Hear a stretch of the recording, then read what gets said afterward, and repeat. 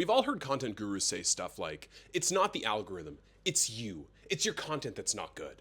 But what does that really mean? Because I don't know about you, but I've seen some people's content that I think is really not that good, or really doesn't resonate with me, or I don't think it's that eye-catching, or they don't use the proper hooks that the free template with 350 viral hooks that I downloaded last week had, and yet they're still popping off. Yet they still have a lot of followers, they still have a bunch of leads from their content, and other people don't have that. So in this video, I'm going to break down a very simple psychological concept that will help you understand what it really means when people say it's not the algorithm, it's you, and how you can program yourself to look for success and actually rewire your brain to get there much quicker. So I have a question for you really quickly.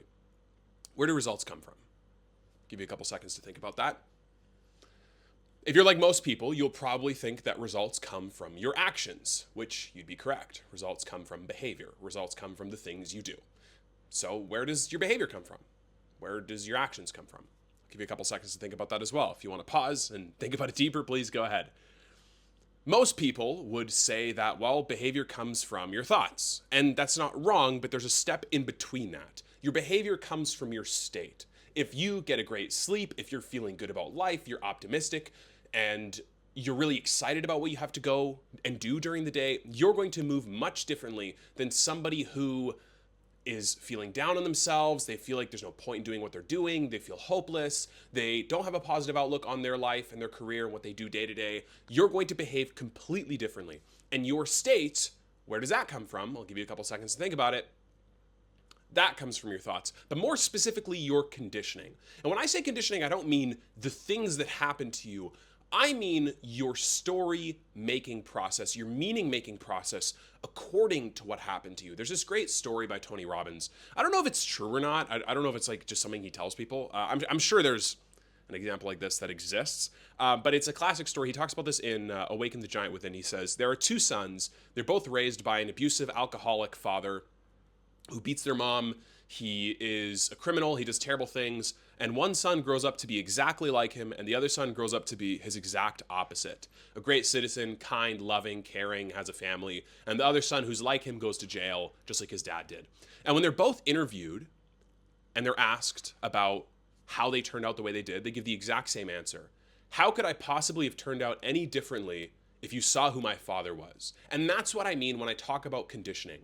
What is the meaning-making process that you create based on the events that you go through? For example, somebody could have been bullied as a kid and chosen to go bully other people. Somebody could have been bullied and chosen to make sure they treat everybody with love because they feel like that's such an awful feeling they don't want to leave other people with. So your conditioning is where everything starts. The level of where you make meanings, the level of what stories you tell yourself based on what happens to you. This is called the CSBR chain. Conditioning leads to state, leads to behavior. I almost tried to do an S and then a B and then gave up with my finger. Conditioning leads to state, leads to behavior, leads to results. There, I nailed it. And so most coaches tell you that, it's not the algorithm, it's you. You need to be better. Your content needs to be better. And that's not bad advice. I don't even think it's wrong per se. I just think it's incomplete.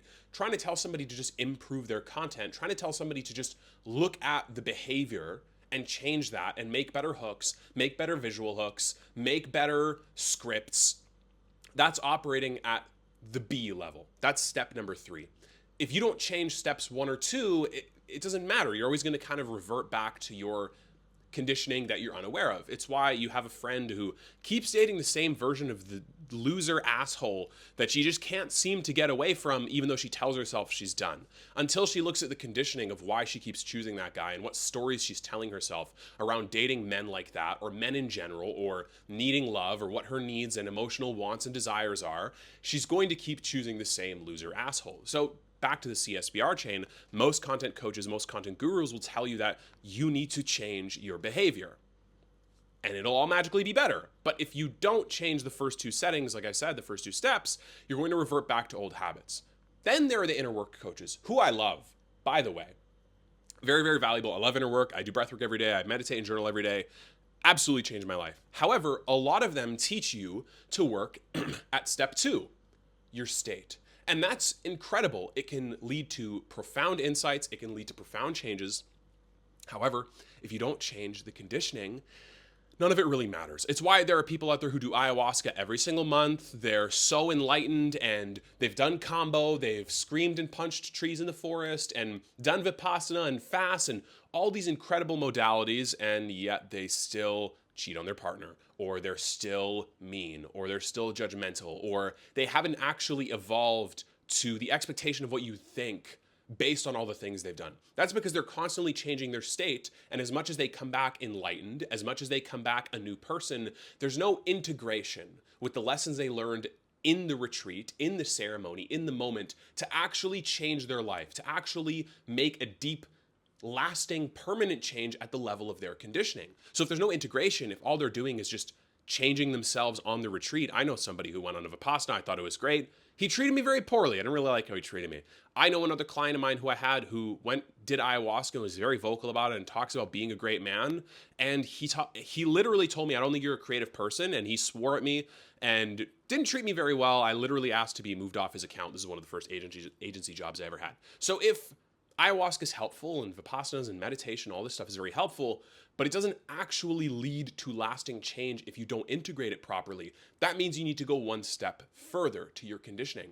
And this is so important for your content because, I don't know if you know this, but your unconscious mind can process 400 billion bits of data every single second. Your conscious mind can only process 2,000 bits of data every second. So you 99.999995, I think if I got my nines correct, the amount of nines, of what you process or of what you encounter is being filtered out. It's being deleted and then it's being distorted to fit your narratives and your rules for the world, and it's being generalized to create behaviors in the future. Delete, distort, generalize. Almost 100% of what you're seeing, of what you're processing, of what you're hearing, of what you're feeling is deleted so that you can distort it and make sense of it. So it makes no sense to me when people say this is just how it is. I just can't create good content. I'm just not capable of making change, because there's so much out there that you don't even know exists because you're not looking for it because of your meaning-making process. So back to your conditioning. If most of what you're sensing, if most data that you get through your five senses is being deleted, that means there is so much room for you to grow and so much room for you to change in order to actually get the results you want. Instead of seeing videos that don't do well as a sign of you being a failure, you can consciously choose to see them as signs that you're going in the right direction. Instead of valuing followers or views or likes or engagement or clients, valuing the process and you actually enjoying the content you're putting out, you actually feeling aligned with the messaging actually being resonant on an emotional level for you, because those things do matter. Everybody tries to tell you what the playbook is, what the mechanism is, what the secret sauce is to succeeding with content, to building a personal brand, to making a lot of money with marketing. The fact of the matter is there are no rules. All of us are making educated guesses, myself included. All of us are making educated guesses as to what will work. And my whole philosophy with content, with personal branding, is that you need to take the steps that maximize the chances of success and sustainability and longevity for you. I know creators who don't optimize their hooks, who just slap a simple picture on it, or they're funny, or they just think of something that resonated with them, that they feel like is valuable to share, and they get a lot of clients, they get a lot of business. I know people who hyper optimize everything. They're constantly looking for the winners. They're constantly creating their own hooks from the hooks that work, and it doesn't actually go anywhere.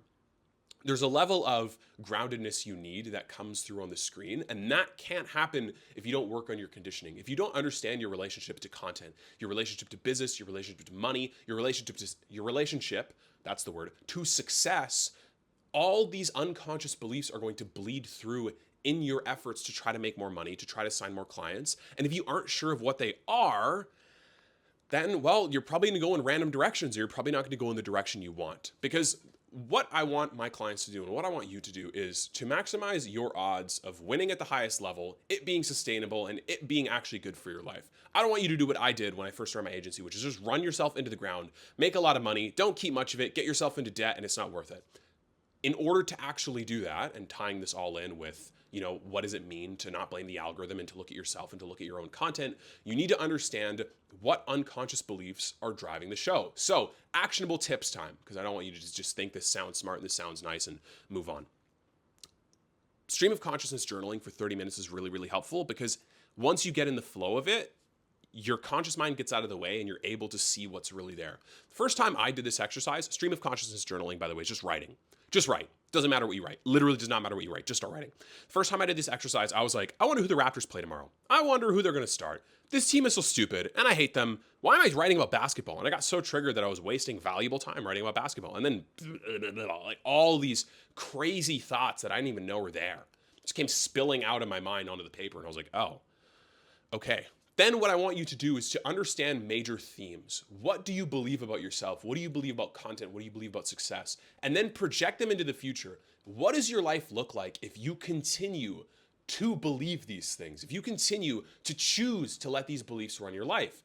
What you're doing is creating a negative connotation and a negative emotion with these feelings, and it allows you to get some separation from that emotion from running your life. Because if you can look at it and be like, if I believe I'm not enough, if I believe I'm not worthy, if I believe I can't create good content that attracts leads and feels aligned and feels fulfilling, if I believe all these things, what is my life going to look like 6 months, 12 months, 2 years, 5 years down the road if I keep believing this and I allow that negative charge to run my life and influence my behavior because that's the state I'm in based on my conditioning? What you're doing is you're creating space from those thoughts, and what you're doing is extrapolating, or you're projecting this into the future, and you're creating a negative association in your body with those thoughts. It's obviously there's so much deeper you can go than this, but I'm just trying to give you some quick wins to help you out. Once you do that and you understand what your life's going to look like if you keep letting these thoughts run your mind, run your life, then you can ask yourself, what do I want to believe instead? Like, what do I want to believe? What do I want to choose to believe about myself and about my business and about content instead? Feel those emotions as you write them out. I want to believe I can find clients effortlessly. Money flows to me easily and effortlessly. Creativity is easy for me. Creating content is fun. The fun I have while I create content will be felt by other people through the screen and will allow me to find the perfect people. Even as I'm saying this, I feel my state change. So allow yourself to sit in the emotion of those beliefs and then ask yourself, what's it going to look like? What's my life going to look like in 6 months, 12 months, 2 years, 5 years if I continue to choose these beliefs every single day? And notice how your state starts to change. There's so much deeper we can go, and there's so much more we could talk about on this topic, but I think this is a good place to leave it at. If you want to watch another video on how you can create aligned content that finds aligned leads who love your messaging and stay with you for long periods of time, there's going to be another video popped up somewhere here on this screen, and I'll see you in that video. Peace out.